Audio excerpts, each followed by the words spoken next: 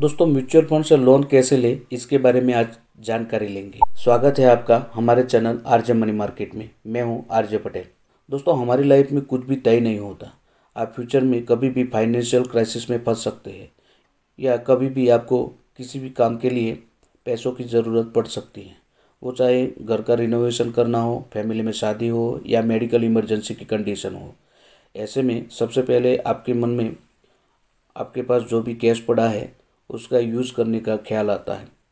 कई बार लोग अपने बॉन्ड या म्यूचुअल फंड को बेचने के बारे में सोच लेते हैं, लेकिन ये प्लान आपके लिए गलत साबित हो सकता है।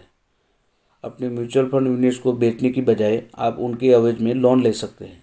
जिस तरह आप अपने दूसरे एसेट जैसे गोल्ड या फिर रियल एस्टेट को लोन के लिए यूज़ करते हैं, उसको गिरवे रख के आप लोन लेते हैं, उसी तरह आप म्यूचुअल फंड के यूनिट्स गिरवे रख के लोन ले सकते हैं।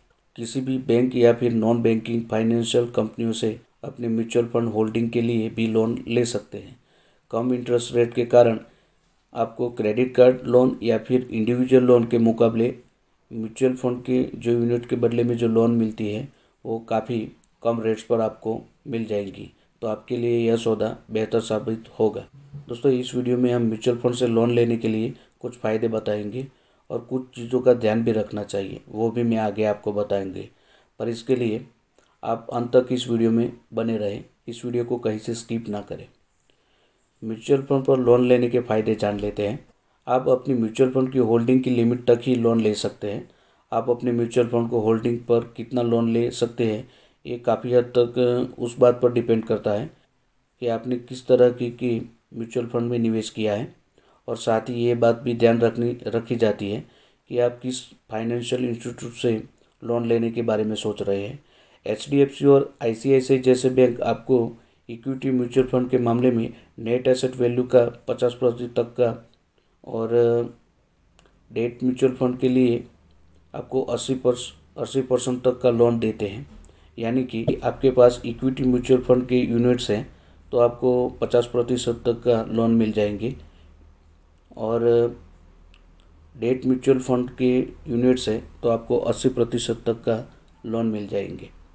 वही एक्सिस बैंक आपके डेट म्यूचुअल फंड के लिए 85% आपको लोन देगी और इक्विटी म्यूचुअल फंड के लिए एक्सिस बैंक 7% तक आपके जो यूनिट्स हैं उस पर लोन देगी। काफ़ी बार बैंक सिलेक्टेड म्यूचुअल फंड के बदले में ही लोन देती है, जैसे कि कई बैंक केवल अपनी चुनी गई म्यूचुअल फंड स्कीम के लिए उनके NAV के लिए लोन देते हैं। जैसे कि SBI केवल SBI म्यूचुअल फंड की म्यूचुअल स्कीम के लिए उसके एवज में आपको लोन देती है। HDFC बैंक और ICICI बैंक उन स्कीम को लेकर भी सिलेक्टिव रहती है जिनके लिए वे पैसा उधार देती है। ये दोनों private bank computer age management solution private limited के साथ रजिस्टर्ड एसेट मैनेजमेंट कंपनियों से मैनेज म्यूचुअल फंड स्कीम पर भी लोन देते हैं। अब जानते हैं कि लोन लेने के अमाउंट पर कितनी लिमिट होती है।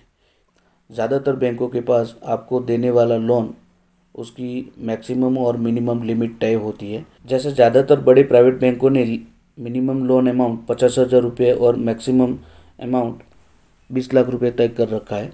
अब जानते हैं कि कितना कॉस्ट पड़ेगा अगर म्यूचुअल फंड के बदले में आप लोन लेते हैं। तो म्यूचुअल फंड पर लोन का एक खास फ़ायदा ये है कि आपको क्रेडिट कार्ड या पर्सनल लोन की तुलना में कम इंटरेस्ट पर यह लोन मिल जाती है। इसका कारण यह है कि म्यूचुअल फंड के एवज में लोन सुरक्षित होती है, यानी वे कोलेटरल से बैक किए जाते हैं।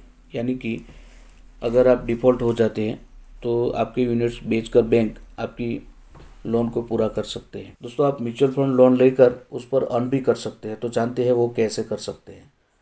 जब आप अपनी म्यूचुअल फंड यूनिट को लोन के लिए गिरवी रखते हैं तो वो यूनिट बाज़ार में इन्वेस्ट रहते हैं, क्योंकि जब आप अपनी म्यूचुअल फंड के यूनिट को बैंक में गिरवे रखते हैं तो आप डिफ़ॉल्ट होने की कंडीशन में ही बैंक को म्यूचुअल फंड यूनिट बेचने का हक देते हैं।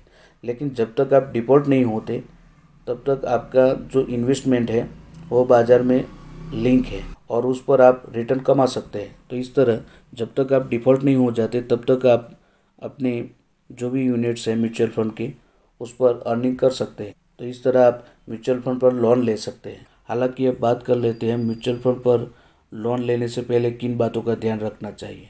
अगर दोस्तों आपके पास कोई FD है तो उस पर आप लोन ले सकते हैं, क्योंकि आपको एफडी में म्यूचुअल फंड के मुकाबले एफडी पर कम इंटरेस्ट रेट पर लोन मिल जाएगी। उसी तरह अगर आपके पास गोल्ड है तो उस पर आप लोन ले सकते हैं। म्यूचुअल फंड के मुकाबले आपको कम इंटरेस्ट रेट पर गोल्ड लोन मिल जाएंगी। तो यह दो बात का ध्यान रखना चाहिए। अगर आपके पास गोल्ड या एफडी है तो उस पर आप लोन लीजिए।